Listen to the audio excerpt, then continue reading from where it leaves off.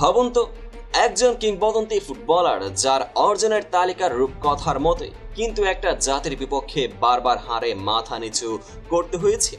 German অভিশাপ।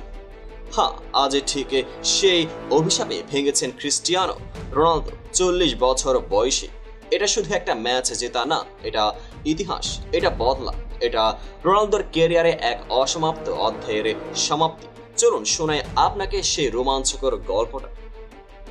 আপনারা জানেন কি, ক্রিস্টিয়ানো রোনালদো তার ক্যারিয়ারে 47টা দেশের বিপক্ষেই খেলেছেন, কিন্তু এতদিন একটা দেশের নাম এলেই তার ভ্রু কুঁচকে যেত। সেই দেশ জার্মানি। হ্যাঁ, সেই 4বারের বিশ্ব চ্যাম্পিয়ন জার্মানি, যাদের বিপক্ষে রোনালদো খেলেছেন 4বার, একবারও জিততে পারেননি। শুধু রোনালদো না, পর্তুগাল দল হিসেবে জার্মানির বিপক্ষে ছিল প্রায় 2 যুগের হতাশা। 2000 সালে ইউরোতে 3-0 গোলে জেতার পর 2006 বিশ্বকাপ, 2008 ইউরো, 2012 ইউরো, 2014 বিশ্বকাপ, এমনকি 2020 ইউরোতেও বারবার মুখ থুবড়ে পড়েছে পর্তুগাল। আর জার্মানির মাটিতে সে 1985 সাল, মানে 40 বছর আগে, তখনকার সেই জয় ছিল শেষ।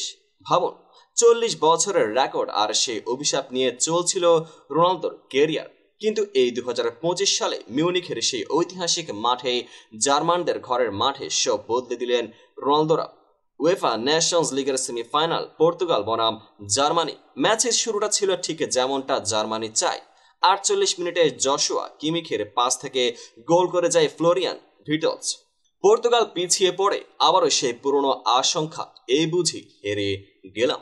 কিন্তু এখানেই তো গল্পটা বদলায়। মাঠে নামলেন ভিতিনিয়া, সেই ভিতিনিয়া যিনি কয়েকদিন আগে এই মিউনিখের মাঠে চ্যাম্পিয়ন্স লিগে জিতেছেন পিএসজির হয়ে। 58 মিনিটে নামলেন, আর নামার পর থেকেই পর্তুগালের খেলার ছন্দ পাল্টে গেল।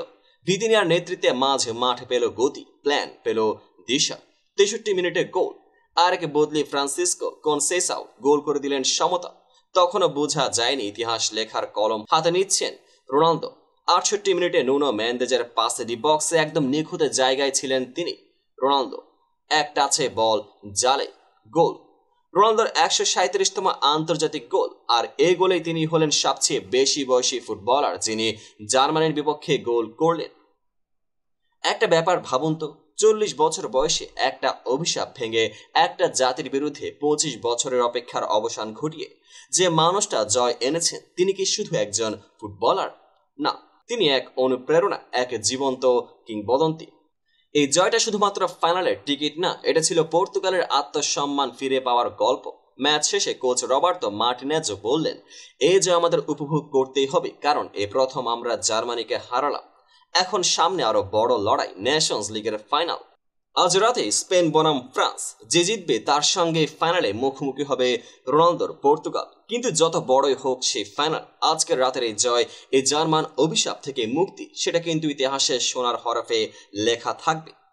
আপনাদের এই ম্যাচটি কার কেমন লেগেছে এবং রোনালদোর এই গোলটি আপনাদের কেমন লেগেছে অবশ্যই কমেন্ট বক্সে জানাতে ভুলবেন না। এমন সব নিত্য নতুন ফুটবল ক্রিকেটের আপডেট পেতে চ্যানেলটিকে এখনই সাবস্ক্রাইব করুন, পেজটিকে ফলো করুন। দেখা হবে পরবর্তী আপডেটেড ভিডিওতে।